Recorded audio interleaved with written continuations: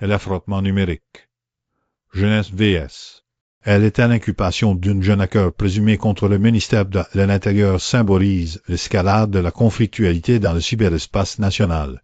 Cette affaire, survenant en mars 2026 et amplifiée par le hashtag Tension Internet, dépasse le cadre d'un simple fait divers pour incarner une crise stratégique majeure.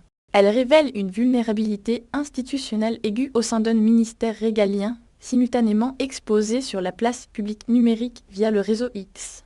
L'urgence opérationnelle est immédiate, mais le choc sociétal est plus profond. Il interroge la capacité de l'État à protéger ses secrets face à une génération digitalement native dont les motivations activisme, défis techniques ou malveillance restent à ce stade non élucidés.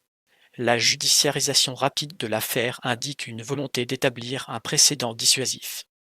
Anatomie d'une cyberaccident régalier la brèche dans le cœur sécuritaire de l'État transforme une faille technique en un séisme politique et médiatique. Le contexte technique est dominé par l'utilisation paradoxale de la plateforme X dont la domaine T. Sert officiellement de filtre contre les contenus malveillants, comme vecteur de diffusion de l'information sur cette violation. Cet incident s'inscrit dans une trajectoire historique où les attaques contre les institutions des États évoluent d'actes isolés vers des campagnes plus audacieuses, exploitant souvent un mix de compétences techniques et d'ingénierie sociale. Le statu quo, marqué par une course aux armements entre les pentestés institutionnels et les acteurs non étatiques, est rompu lorsque la cible est l'appareil de sécurité intérieure lui-même. Les drivers sous-jacents incluent la banalisation des outils de hacking, la circulation des savoir-faire sur des forums obscurs et une certaine mythologie romantique autour de la figure du hacker défiant l'autorité.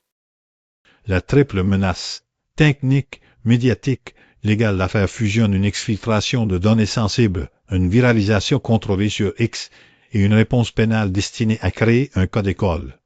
L'analyse stratégique voit disséquer 3 dimensions entrelacées. Sur le plan technique, la méthode de l'intrusion qu'il s'agisse d'un phishing ciblé, d'une exploitation de 0D ou d'une négligence interne déterminera l'évaluation des dégâts réels et la crédibilité des mesures correctives. Médiatiquement, l'usage des hashtags hacking et cybersécurité par des comptes comme @preventionweb a resté la viralité, transformant l'incident en un récit public qui échappe partiellement au contrôle narratif de l'État. Juridiquement, la qualification retenue pour l'inculpation accès frauduleux atteint à un système de traitement automatisé de données où espionnage enverra un signal fort à la communauté underground. La relation entre le présumé hacker, potentiellement idéaliste, et les éventuels commanditaires ou réseaux constitue la zone d'ombre la plus critique. Verdict.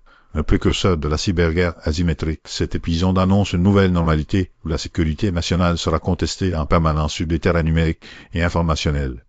Les conséquences projetées sont systémiques. On anticipe un durcissement immédiat des protocoles de sécurité RGAP renforcé, audit compulsif au sein de toutes les administrations sensibles, accompagné d'une campagne de sensibilisation forcée des agents.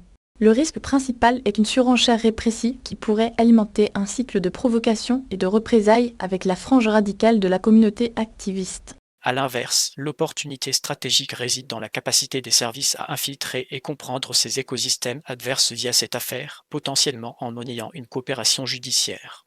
Les prochaines étapes impliquent de décrypter les données exfiltrées pour évaluer le préjudice et de construire une réponse qui combine fermeté judiciaire et renseignement cyber pour prévenir la récidive à plus grande échelle.